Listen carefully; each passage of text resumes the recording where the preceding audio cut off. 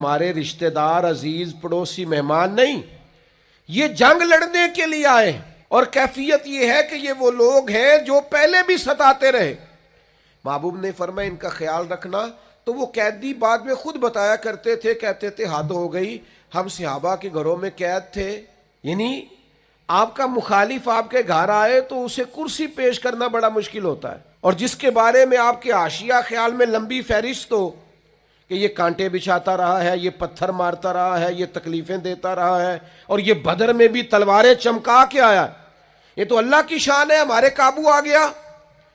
تو بدر کے قیدی کہتے ہیں ہم نے صحابہ کا عجیب منظر دیکھا کہ ان دنوں حالات تو بہت عمدہ اس طرح نہیں تھے، بہت زیادہ مالی وسعتیں اور معاشی حالات تو بہتر نہیں تھے، تو ہم نے عجیب رنگ دیکھا کہ وہ خود کھجور اور پانی پہ گزارا کر لیتے تھے، ہمیں سالن اور روٹی کھلایا کرتے تھے۔ عجیب قید ہے، اور عجیب یہ رنگ ہے کہ حضور علیہ السلام نے صحابہ سے مشورہ کیا تو غصہ تھا، تو بعض صحابہ نے کہا نہیں، ان کی گردنیں اڑائے، ان کی تکلیفیں ہمیں یاد ہیں۔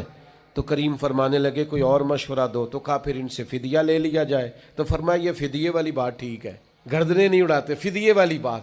تو تھوڑا تھوڑا فدیہ لوگ دینے لگے، تو ایک نے آ کے کہا یا رسول اللہ میری تو بیٹیاں ہی بیٹیاں ہیں، اکیلا کمانے والا ہوں۔ قربان جائیں محبوب آپ کی شان رحمت للعالمینی پر، کریم فرمانے تیری بیٹیاں، حضور میری 5 بیٹیاں ہیں۔ فرمایا تو بغیر فدیے کے ہی آزاد ہے۔ یہ کامیابی ملی ہوئی ہے، یہ لوگ بظاہر ناکام ہوئے ہیں، ان کو قید کیا گیا ہے،